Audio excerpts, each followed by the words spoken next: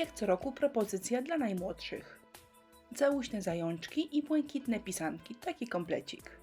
Jeżeli komuś się chce, to może z pisanki zeszlifować szef. Papier ścierny chwila pracy, a jajeczko wygląda lepiej. Nadziewam je na patyczek i maluję białą farbą akrylową.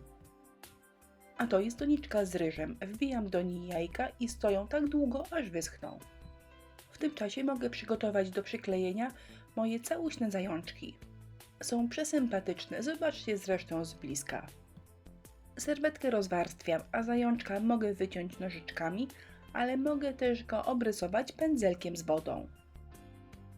Po przyklejeniu efekt jest podobny, więc co kto lubi. Wycinanie idzie szybciej, ale ja bardzo lubię obrysowywać wodą, więc wybieram dla siebie tą technikę. Oczywiście czym dokładniej, tym lepiej, ale nawet duży zapas serwetki wokoło zajączka nam nie zaszkodzi, ponieważ po przyklejeniu nie będzie go widać. Małe elementy przykleja się bardzo łatwo. Wystarczy z góry przejechać pędzelkiem z klejem i gotowe.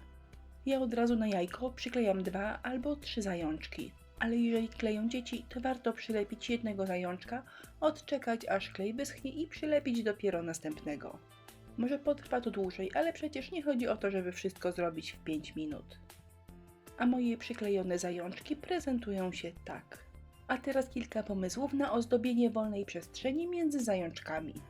Oprócz normalnego pędzla przydadzą się wykałaczki oraz pędzelek gąbkowy do kropkowania. I farba akrylowa. Ja nie miałam błękitnej, więc pomieszałam niebieską z białą. No to zaczynamy. Pomysł pierwszy z 6. Oczywiście najprostsze i zawsze trafione są zwykłe kropeczki.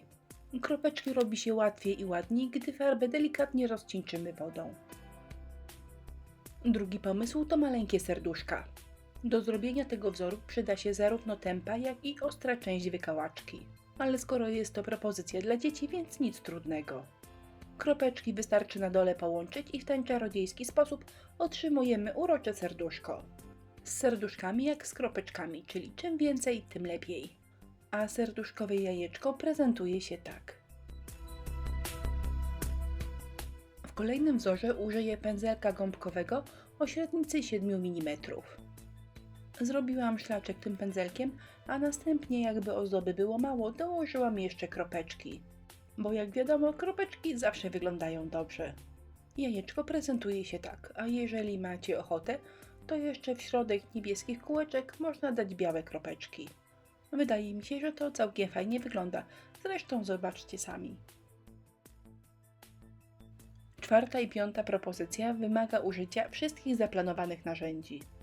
Czyli przyda się zwykły pędzel, pędzelek gąbkowy oraz wykałaczka. Farbki schną szybko, ale jeżeli Wam się spieszy, to zawsze można użyć suszarki do włosów. Ale trzeba uważać, żeby nie przedobrzyć, bo ja kiedyś suszarką potopiłam moje styropianowe pisanki. Kolejny bardziej skomplikowany projekt prezentuje się tak. Najtrudniejszy do zrobienia jest ten paseczek, który trzeba położyć w miarę równo naokoło jajeczka.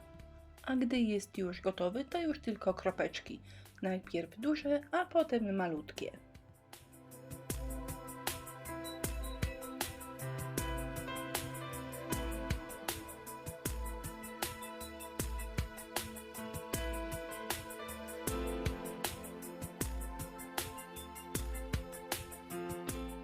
A jeżeli dwa ostatnie pomysły są zbyt skomplikowane, to zawsze jeszcze możemy zrobić kwiatuszki.